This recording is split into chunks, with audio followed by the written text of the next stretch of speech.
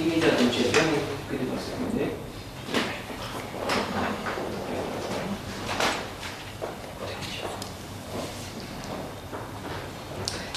Good afternoon, ladies and gentlemen. My name is Daniela Montano, and today I am hosting the third episode of Resilience Talks, organized by the Euro-Atlantic Center for Resilience. Today's episode is very special because it is recorded on the 24th of June, the first day after the European Council has offered Ukraine and Moldova candidate country status and a clear membership perspective. To share views on this momentous event and explore what lies ahead for Moldova, I have the pleasure of welcoming His Excellency Mr. Victor Kirilă, the Moldovan ambassador in Romania. Good afternoon, Mr. Good afternoon. Ambassador. It is an honor to be able to meet for the second time here as always a pleasure. Euro-Atlantic Center for Resilience. Also joining us are Mr. Mihai Mogâldea and Mr. Sebastian Slăvitescu. Mr. Mihai Mogâldea is the Deputy Executive Director of the Institute for European Policies and Reforms, and Mr. Slăvitescu is an expert on democratic resilience and my colleague here at the Euro-Atlantic Center for Resilience. First of all, before we launch our dialogue, I think that congratulations are in order for our Moldovan guests and for the Moldovan people. The questions that I will be addressing are directed to all of you, since each and everyone has a very interesting perspective from the role that you have assumed.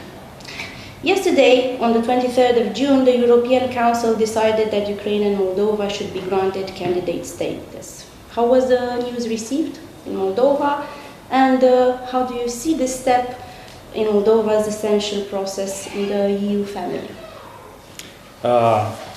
It has been a very good news.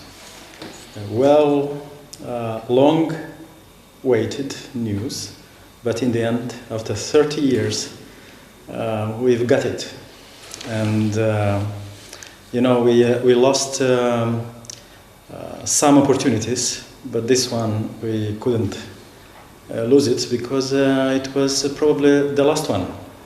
So, and we got it, and we got it because our people understood 2 years ago that this is the moment.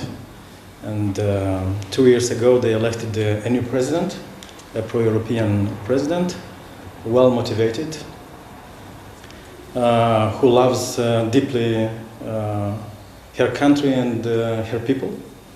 And 1 year ago, more than 1 year ago, we elected a new government, a new parliament, almost 1 year ago. And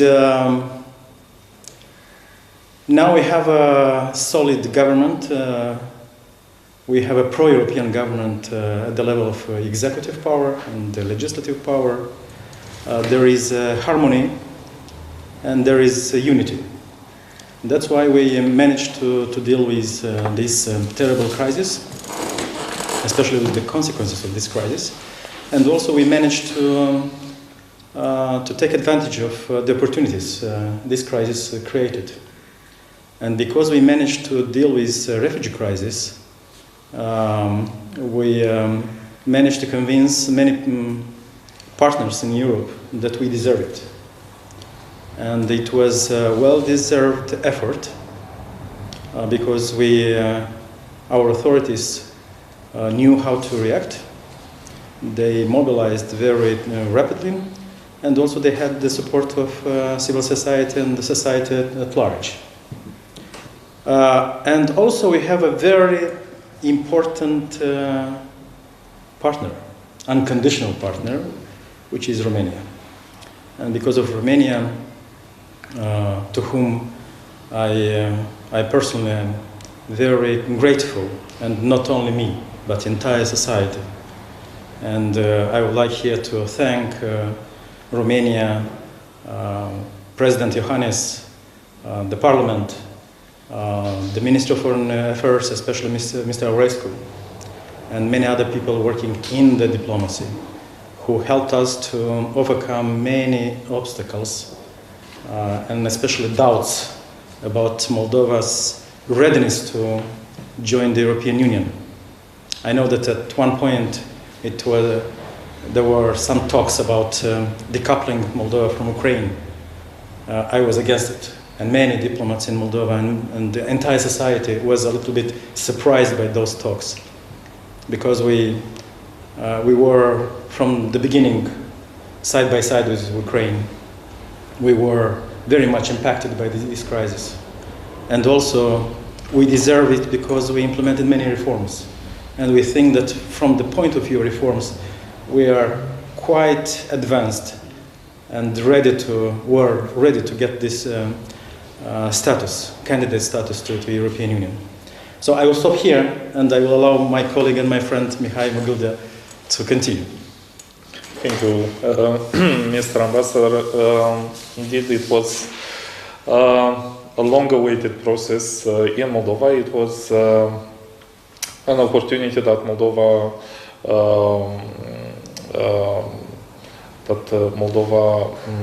was able to benefit from, and it was a window of opportunity, I think, in which both Ukraine, Moldova, but also the European Union were obliged to think about seriously, also to think in a strategic way about the future of their partnership, of their bilateral and multilateral partnership. I think that what Moldova achieved yesterday could be labeled as maybe the most important event after the independence. Definitely, if Moldova will join the European Union in some years, this moment, along with the signing of the association agreement, would be the crucial ones in the history of Moldova's European integration.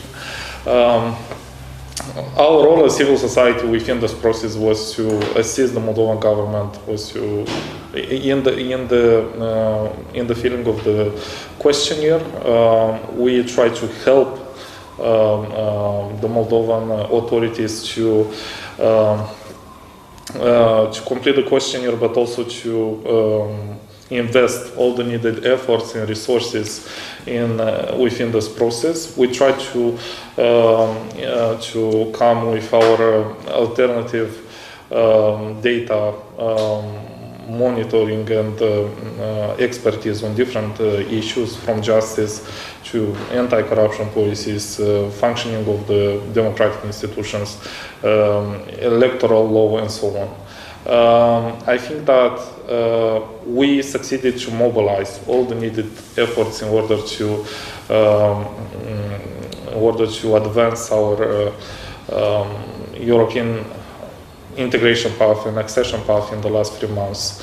The efforts of the Moldovan government, the president, the parliament, in these 3 months were impressive.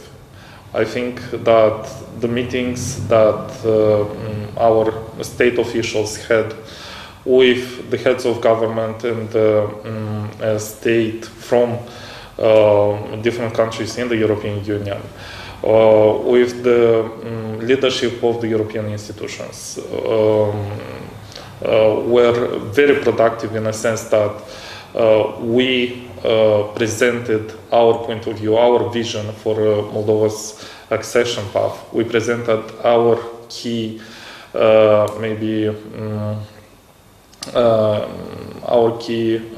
achievements, but also the way in which the European Union could benefit from a stronger partnership with Moldova.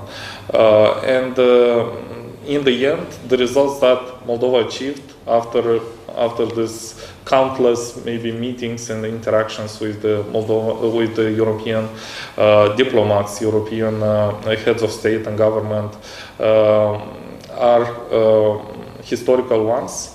I believe that this generation of new politicians, of new heads of institutions in Moldova now should have a stronger commitment to work in their fields in order to advance the Europeanization process at the level of different policies. I believe that now the Moldovan society has a stronger feeling that one day, in maybe short or medium term, Moldova could become a member of the European Union.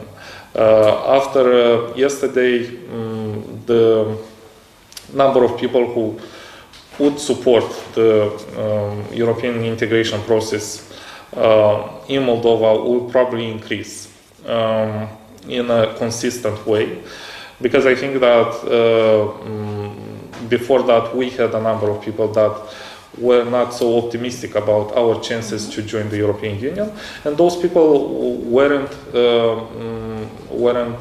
supporters of maybe pro-East foreign policy course for Moldova.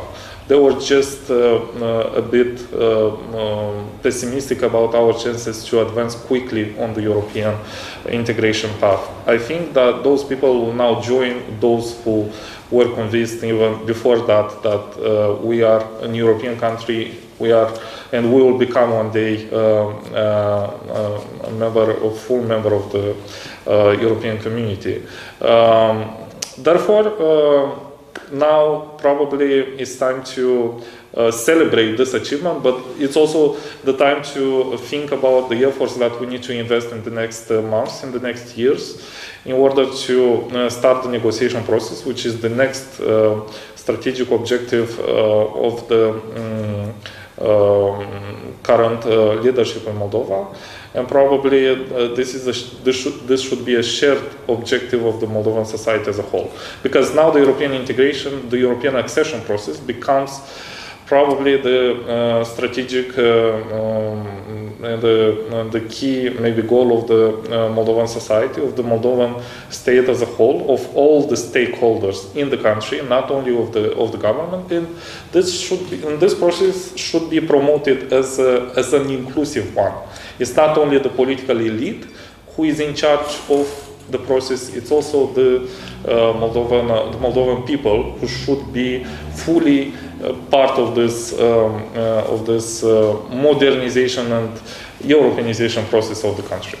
We will talk at length about this, because this is a very important discussion to be had, but because it's such a long discussion, I don't want to move forward with it before asking you to transmit a message for the international community that is looking and congratulating, I am sure, the efforts, the very consistent efforts and all the investment that the Moldovan society, the Moldovan government, all the authorities have been making through the years in order to achieve this objective.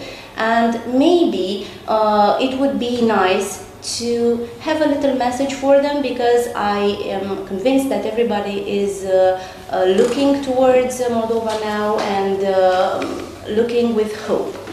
And for all the people that we will be sharing the interview with, what is the message of Moldova at this momentous time?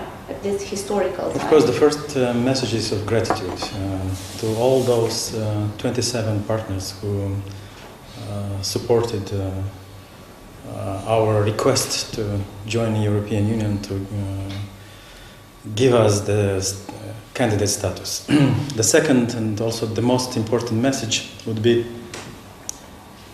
we just started a new and a long, I hope, short way. But don't forget about us. Keep your focus on us, because we need you. We need your political support, but we also need your expertise, your assistance, technical assistance, and of course financial assistance. We were hit very much, hardly by this crisis, economically, socially. So at the same time, we have to deal with these very dangerous consequences. But also, in parallel, we have to implement reforms. That's why we have to take care of our society, to maintain stability in our country, economic stability, social stability, and by doing this to keep the focus of our society on what has to be done in the next couple of years.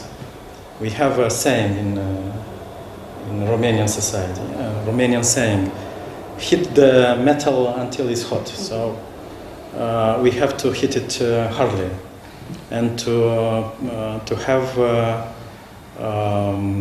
swift progresses on implementing those conditionalities put forward by European Commission and European Union in order to start the negotiations for joining the European Union.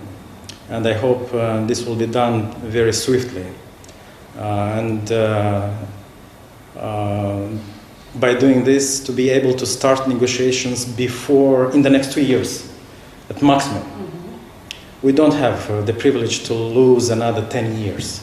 We have to move very fast, and if society will be close to the government, I think we'll support the government, but this depends very much how we will deal with the economic consequences of this crisis, of course. I think we will be able to implement those reforms and to see the results of those reforms. And the big conditionality is to reform the justice system in Moldova, and also to get rid, at least, of the most corrupted politicians and judicial officials from our system. And this will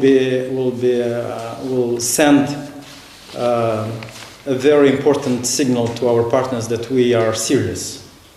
And we will not wait too much, because even if we've got this status, this is just a little step forward.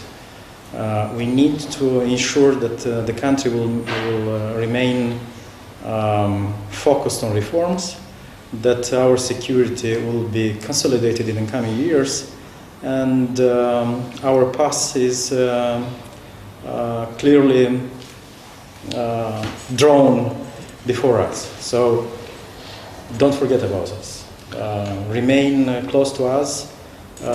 We are serious about our engagement, our commitments, and we need you. This is our main message, more than before.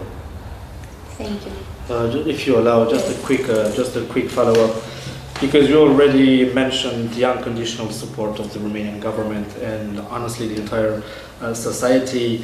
How does Moldova perceive the support of other European member states in the region, and why not the 27 of them?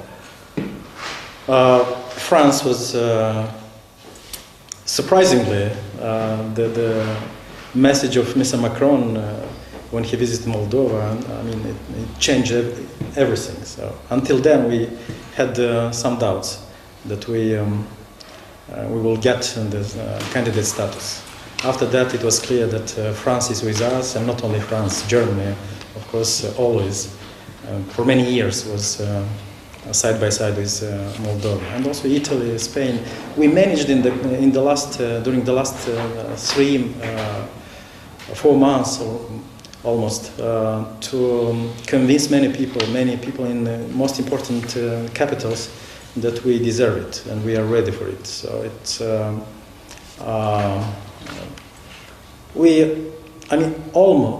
all partners were supporting us. Some of them, after the war, after the beginning of this war, started to give priority to Ukraine for some reasons. We understand why. But in the end, they understood that it's not only about Ukraine. It's about the region as a whole. And Moldova is the most fragile country. And if Moldova will not get a forceful, a very strong message from the EU, it will suffer. It will invite many troubles to Moldova. So I hope, and by the way, this message was succeeded to get to our partners because of Romania. Because Romania was always side by side with us. We coordinated very deeply our messages with Romania, and Romania understood that this is the moment, the opportunity that has to be successfully exploited, and we did it together. It was funny because last night I was reading a tweet, because the Twitter was on fire after the announcement, and somebody was saying Moldova and Ukraine doesn't have 25 partners, but 400 million partners. And that was it was well put. From the beginning of the conflict in Ukraine, Moldova has seen a huge influx of refugees and has been very seriously affected by this, especially if we are to think of the proportion of the country, the GDP, and everything else compared to the neighbors. How do you explain the extraordinary resilience of Moldova in dealing with the refugee crisis? And we have to congratulate you on the way that you have managed to deal with things. Just a short comment, then I will give the opportunity to Mihai to continue. First of all, before the crisis, there were many critics that this government is a new one, it's a young one, they lack human and institutional capacity and experience. In a way, it's true. But despite all these vulnerabilities, weaknesses, some of them objective weaknesses, they succeeded to deal quite well with this crisis. Not only with this crisis. Before that, there was an energy crisis, and also economic crisis started to be felt in Moldova, and they managed to in all this dangerous context, they managed to maintain stability in the country. They managed to maintain to avoid any ethnic divisions in the country. They avoided political and social turbulences in the country, and they started to get ready for the refugee crisis before the crisis started. Contingency plans already were in place before the crisis started. So coordination, and it was a coordination coming from the top, from the president office, also the government, the prime minister, and also institutions, because we in key places we had people with experience. At the Ministry of Interior, at the border police, we had and have people with experience. In the government, at the level of the office of Prime Minister, and also the President office. So good people in place with experience, working in the institutions, good coordination, people focused and united with the same to achieve the same goal, and also they had the support of civil society. Civil society was already ready, because for a long time Western partners managed, and especially European Union, also Romania and Germany, managed to build a vibrant civil society in Moldova. Not only in Chisinau, as it used to be the case, let's say 12 years ago. Now we have a good network, extensive network of civil society organizations who know how to work. Maybe Mihai can help and us. Here I pass the floor to Mihai. Mihai. The perspective of the civil society. Yes, I think the civil society, but generally the whole society played a very important role in the managing of the refugee crisis. If we look at the numbers from all the refugees that are still in Moldova and were in Moldova from April until nowadays, only 10% of them were were accommodated in the refugee centers. After, of course, the evaluation of their necessities and so on in the very beginning. Most of the refugees were either accommodated in at the homes of their relatives or friends from Moldova, or they found accommodation on their own. It means that in Moldova, of course, a multi-ethnic country with around 25% of minorities, the refugees could actually find in a quite in an easy way support from their relatives, friends, from the Moldovan people in a very complicated situation in which they are right now. I think this sense of mobilization, this feeling that we as a society can respond together to an issue that doesn't directly maybe affect us as people, or doesn't affect us personally maybe, represents a strong sign of support, a strong sign that the Moldovan society kind of unified for helping the Ukrainian people. And here we speak about the resilience. I mean, the resilience of the society as a whole. I mean,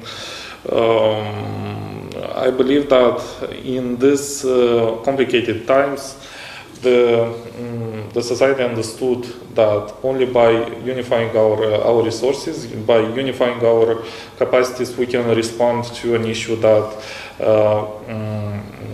is affecting a relevant number of people, and through our efforts we can complement the efforts of the government, the efforts of the ministries, of the agencies in responding to this issue. I believe that the managing of the refugee crisis can be a very good case study for analyzing how both the government and the society kind of mobilized in order to respond to a social issue, an economic issue, and why not also a political issue. We know that from the experience of the European Union, for example, in managing the refugee crisis in 2015 until 2017, 2018, a humanitarian crisis can have repercussions over not only to the economic sphere or social sphere, but also to the political sphere, and to the integrity, the functioning of, in this case, of the European Union, in our case, of the Moldovan state. And that's why I think that this case can be a good example on how to react in complicated situations, and probably our resilience as a whole kind of consolidated after these complicated times. Even nowadays in Moldova, we should maybe underline this,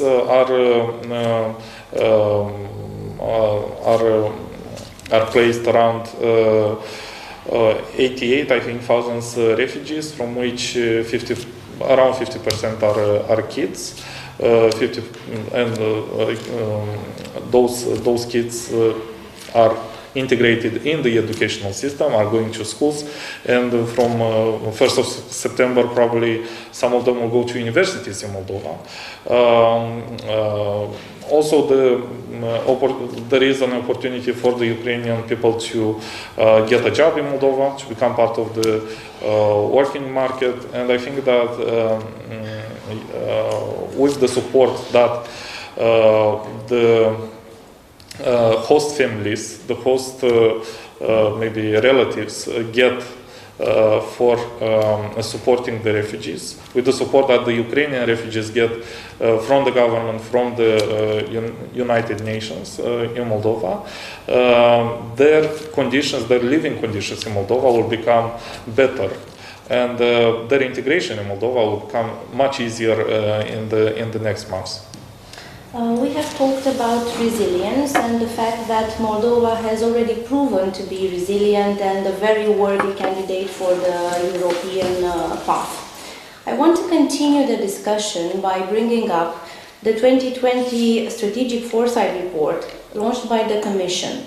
It is a document that was birthed from the lessons that the European Union learned during the pandemic, and it is the fruit of the fact that the European Union understood that it has to chart a more resilient future for Europe. It is drafted on four important chapters: social and economic, geopolitical, green and digital. And I am bringing this up because I want to talk about Moldova's resilience, and I know that your country has already taken important steps on some of these chapters. And let's start with digitalization of the society and of the public administration. And if you could please tell me what initiatives Moldova has already been thinking of. Okay, regarding digitalization, development, digitalization is a priority for this government. It's number one priority, because digitalization is the future infrastructure of the future economy. It's of the new modern economy. The key infrastructure is digitalization. That's why we created a new. We have the new government has a new official dealing with responsible for digitalization. This official is a high-ranking one. His rank is of Deputy Prime Minister for Digitalization, Mr. Yuri Tsurkan. I know that right now they are working. Our government is working on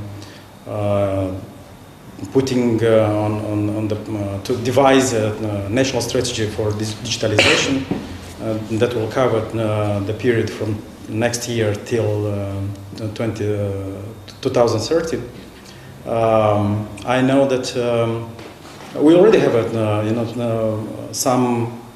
made some progresses in the last 12 years. For instance, our government has its cloud platform, unlike, for instance, other countries in the region. We already have some. So far, we already have more than 200 measures, digital measures put in place. Yes, now recently our government decided to launch so-called Smart ID, certain Smart ID, which would allow, for instance, to every citizen in Moldova, just to download this application called MobiSign and to use digital services from his or her iPhone. So we are quite advanced. Advanced comparing with other countries, neighboring countries in the region.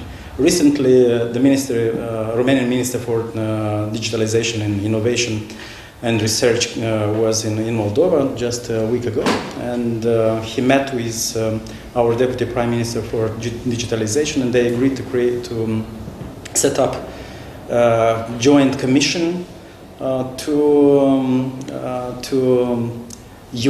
unite, but to create kind of interoperability between our digital system and data. It's a good news. By the way, I talked about this today with Deputy Chairman of Google from United States, and he was very much interested in this idea and the opportunities which might come from this project. And he promised to come as well in the near future to Moldova and to meet with the partners. He has good ideas to start some project with civil society and also with government institutions dealing with digitalization in Moldova. By the way, I invited him to a conference, but I understand his agenda is quite busy. But in the near future, he promised to come in Moldova and to agree on some projects with our government and civil society partners. Also on disinformation and fighting Russian propaganda in Moldova. This would be my next question. We have seen that the Moldovan society has wholeheartedly embraced the European path, but I think there are still forces that are not equally happy with this decision and the pro-Western path that Moldova has taken. Nevertheless, I think it's very important to talk here today of the initiatives that Moldova has already set in place in order to keep on moving on its democratic and pro-European path and to preserve its democratic resilience and its societal resilience. What can you tell us about that?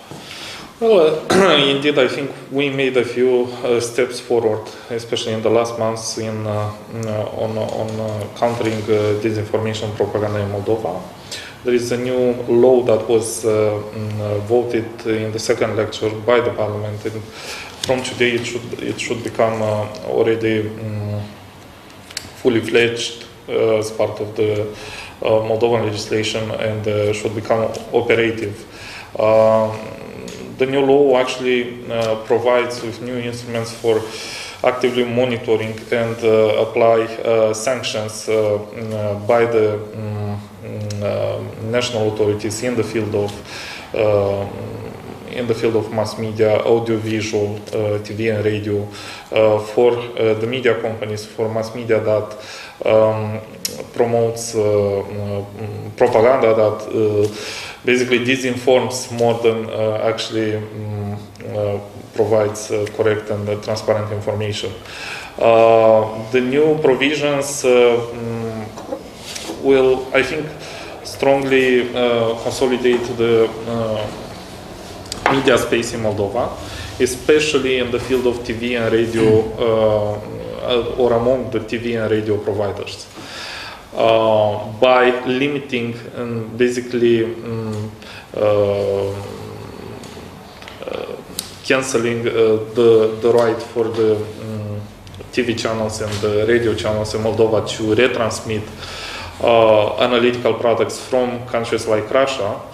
I think that our media space will become more resilient to external influence, to external benign influence coming from countries that basically want to destabilize the situation internally through the media channels. A second aspect of this law is also related to applying stronger sanctions to the media providers that both before the electoral period and during the electoral period, especially during the electoral period, use instruments of manipulation and disinformation to increase the score, political score, electoral score of some political parties in Moldova, and also to denigrate maybe the image of others. These sanctions could actually lead to the withdrawal of the license for these media providers, which in the end is the right thing to do, because otherwise you cannot control and apply strong monitoring instruments on the media market. I think that our media space was for a long period of time penetrated by different disinformation propaganda instruments, channels, and along this period of 30 years after independence, the political forces in Moldova didn't do enough to build a more resilient media space. Unfortunately, we are now in a very vulnerable situation from this point of view, because in our society there are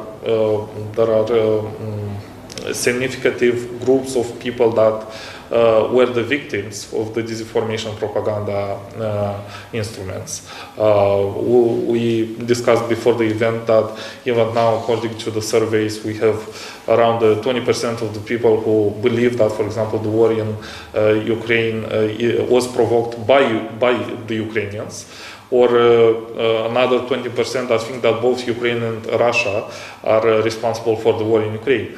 I think that these numbers, of course, should be carefully analyzed by our authorities, and we should be aware of the situation, that aware of the maybe the of this opinions, of this state of mind that exists among the society because of the disinformation propaganda process for 30 years that happened in Moldova, and we should understand how we should react to, how we should maybe inform better our society, how we should cut the link between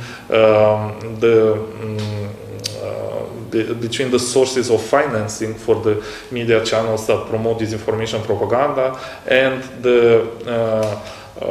the information that gets to our people, that gets to those who are the victims of this disinformation propaganda.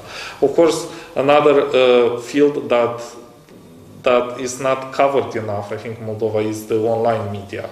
And I believe that here maybe the support of international partners, maybe the experience of European Union, of NATO, of individual European states in how to counter disinformation among the online media providers could be relevant for Moldova. The most important aspect here is that you can, according to our legislation before this new law was introduced, we didn't have access to the names of the owners of different websites, for example, in Moldova, or media companies that were running their business online. I think that with the new provisions, this aspect will become more transparent, and we will have access. We will know exactly who is behind disinformation campaigns, who is behind websites or media resources that basically are intended to create internal maybe conflicts among the society based on disinformation, based on fake news. And we know very well how this works when you look at the results of some elections, not only in Moldova, but in the US, UK, and so on. It's a phenomenon that I think it's still to be fully understood, and especially in countries that are still in a transition process. We are not yet resilient enough maybe to respond strongly and firmly to this important issues. But I believe that we made a step forward, and with the new legislation, with the new policies, with a stronger audiovisual council in Moldova, we can achieve some important results in the next years. We have talked about different pillars of resilience that Moldova has already made important progress on.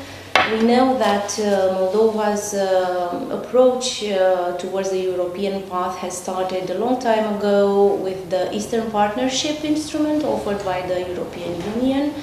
And through this instrument, which was devised in order to increase political and economical integration, Moldova has already made important steps on its energetic resilience.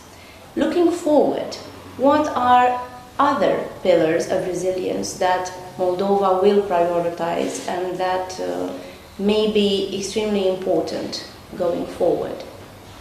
Of course, first of all, economic resilience, because if people will feel that they have benefits, material benefits, that their daily life is improving, they will look with other eyes on the actions taken and decision taken by the government. So that's why we need to. This war has has accelerated the trend, a long trend, which is reorienting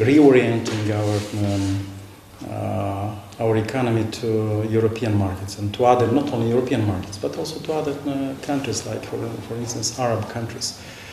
When war started, we were approached by the government officials, institutions, even from the Ministry of Foreign Affairs, and being asked to help our exporters of fruits, who until then used to export to Russia, to help them to export in the European Union, in Romania. So, the data, the recent data show that actually we managed, together with them, with the business community, with the exporters, to reorient a part of those exports to a Romanian market, to a European market as a whole, to our Arab countries market. So a quite important volume of fruits, for instance apples, went to the new markets. So we shown that we can do it. Before we've done it with the wine exports, now with the fruits. The main economic market is Romania. We are exporting more in Romania than in Russia.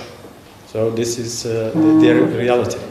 And of course, the most important market is European market of all those 27 partners. We are exporting more than 60% of our products to European Union. And so, of course, we would like to have good relations, economic relations, trade relations with Russia, but in the current context, it seems would be harder and harder to do it. So that's why our business community understood that it's time to diversify the markets in the world. And they are doing quite well. They are uniting in the associations in order to be much more successful on other markets, to build common brands for their products. For instance, yesterday I met at our embassy. I helped them, our exporters of bee products, of honey, not only of honey but bee products, to meet with importers from Romania and to agree on a common strategy to import honey here, more honey than before here in Moldova. Before we've done the same way with exporters of apples. So this year, our exporters of apples, they brought more apples than the entire year of 2021. So in just 3 months, they brought much more than last year, much more apples than last year. So that's good news. That's good news, and I think this context, as I said before, creates new opportunities, and our business community is quite agile, and they know the exporters know how to exploit the opportunities. But the next resilience is energy, of course. Still we are fragile, yes. We managed to maintain stability, but we managed because of support of Romania and Ukraine. Now we need to find new sources of energy sources, for instance, of gas imports. And it's good news. The good news is that the European Union included us in the common platform to negotiate natural gas imports from other sources. And we hope that in the coming months we will be much more prepared for the next winter season. Also, we are in a constant dialogue with Romania. I know that already Romania started to store gas for Moldova in the underground storages here. Already our government, our authorities announced a tender to import gas from other sources, and the money will be provided, the credit will be provided on good terms, quite good terms, by EBRD, European Bank for Reconstruction and Development, and 3 companies from energy companies from Romania already enlisted themselves to take part in this tender. It's NG, is OMV, OMV Petrom and Romgaz. And I know, for instance, because I met all of them, I met also people from Black Sea Oil and Gas, the company which started already to exploit the gas from Black Sea. And the gas is running already. 2 weeks ago they started, yes. And all the amount of gas which is going to be exploited or extracted by this company already is bought by NGA. So NGA will have an amount of gas that could be also delivered to Moldova. The big question is not volume of gas. We don't need to buy entire gas volume. We need, for instance, the right bank of Nistru. I mean, the part we control, our authority control, needs 1.3 billion cubic meters of gas. We don't need to procure an entire volume, entire 1.3 billion metric cubic of gas. We need a couple of million, hundreds of millions. And I think I was assured by a Romanian company that this volume can be found, can be delivered to Moldova. The big question is the price, because the price could affect the prices of food, the prices of energy, electricity, of heating, of everything. So that's why we are appealing to United States, to our Western partners, to help us to be able to compensate at least part of this price. And I think our request has been heard. And soon, in the coming weeks, probably European Union will provide us with a part of this compensation sum. But we need more. We need more. So gas will be found. The big question is the price. And here, Moldova has to be helped by Western partners. Thank you. Since I have been the one asking almost all of the questions up to this point, I don't want to be selfish, and I am taking this opportunity to invite my colleague experts to address their questions, since we have the honor of having Your Excellency here. Maybe you have some questions, and then I will be drawing the conclusions and wrapping up. Yes, just another point. I mentioned the economy, I mentioned energy. Another point is societal resilience. I mean, we still have to take into account that our society is a little bit divided when it comes to geopolitical direction of development. So it's and the problem, the solution is not only to fight propaganda and disinformation. There are people who doesn't matter. They will, they are nostalgic about Soviet times. They used to live in Soviet times. They believe and trust only some sources of information. What we need to do is to build a new generation of citizens, and here the biggest role is of education. So education would be a solution for raising a new generation of youngsters who will care about their country. They will be much more open-minded to new ideas, to new world, Western values, let's say. And here we have to, and also we need to mingle them. I mean, it's not, now we have Russian-speaking community, Romanian-speaking community, Gagauzien-speaking community, Bulgarian-speaking community. We need to bring them on the same pot, and that's why we need to think how education could bring them together, to interact much more frequently, to bring them out from their islands of thinking, and yes, this would be a real solution for fighting propaganda, for consolidating the society. But of course, this is going to take years. When, for instance, we usually discuss about this pro-Western attitude, pro-Eastern attitude of Gagauzia. You know, it's not about the people; it's about the elite. When the Soviet Union collapsed, we used to have a better dialogue with Gagauzian elite than we have right now. Why? Because at that point, right after the collapse of the Soviet Union, in Gagauzia we used to have people who used to work side by side, shoulder by shoulder with leaders of Romanian leaders in Chisinau. They knew each other. Of course, they had different views, but they knew how to overcome the disagreements. Now we don't have this kind of elite in Gagauzia. That's why the big vulnerabilities, the current vulnerability when it comes to deal with this Gagauzian community is lack of this understanding between political elites.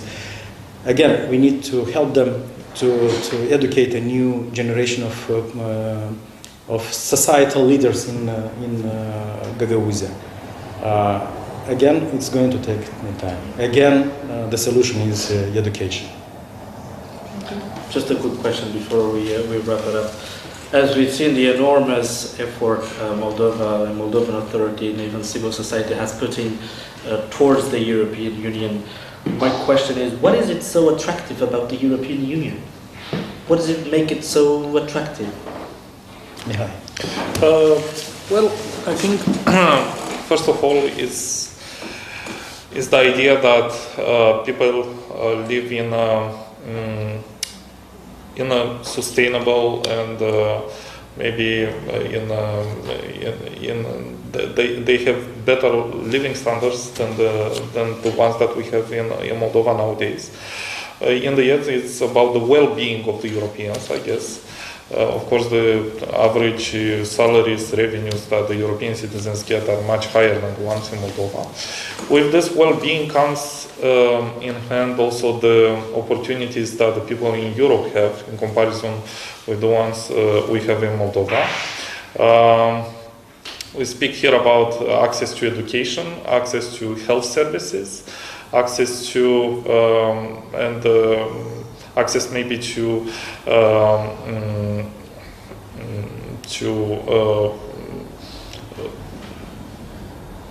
access to better or access, for example, to an independent justice system. Why not? And the opportunity to solve many issues that are common for the average citizens by accessing the public services. I guess the idea here is that overall, beside European values, beside democracy, that is key for the functioning of the society. I think the Moldovan people appreciate the most the opportunities that they have once they interacted, once they traveled, once they lived maybe in a EU country. I think that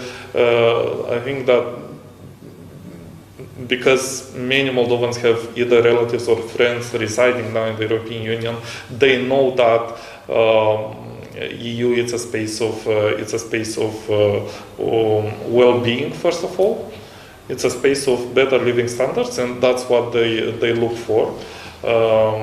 Firstly, and secondly, of course, I think there is a new generation right now of youngsters that also appreciates the values in which they were raised or educated, even in Moldova. I mean, with freedom of speech, with freedom of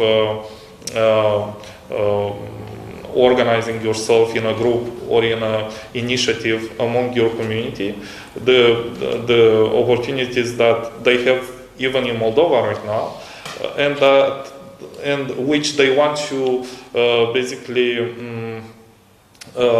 find in the next years, and the opportunities in which they want to maybe build their career and their future life. I believe that EU it's a mix of both. It's a mix of values and well-being.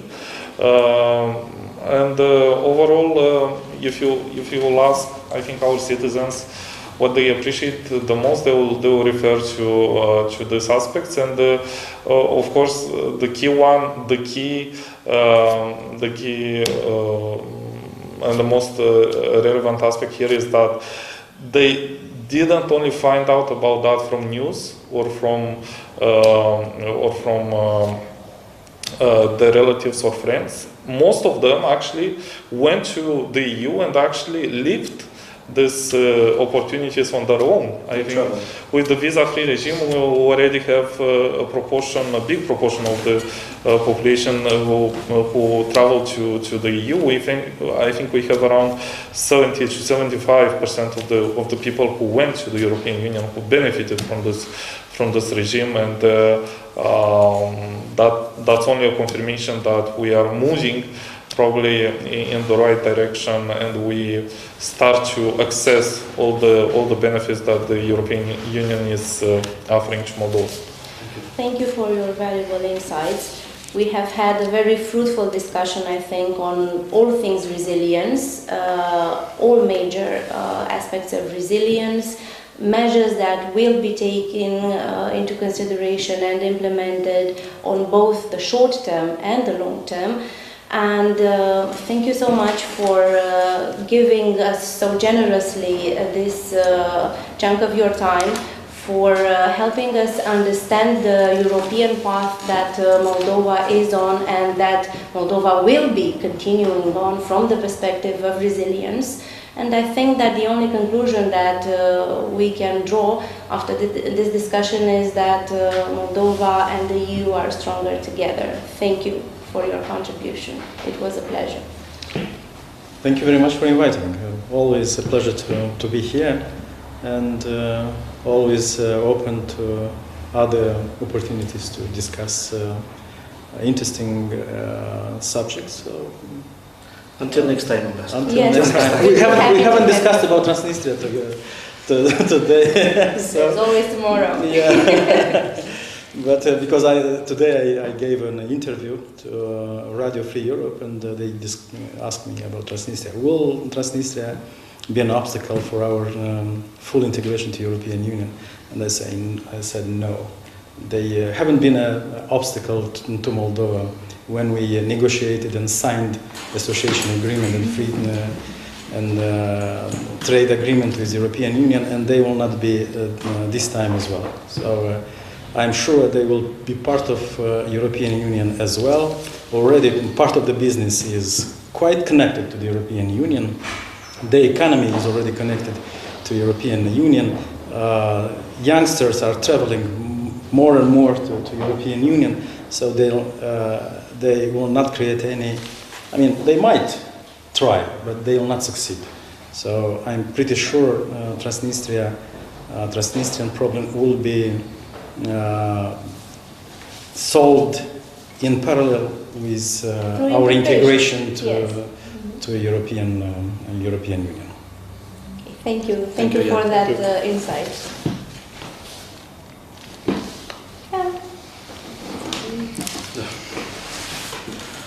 Thank you so much. Moldova is coming home in Europe.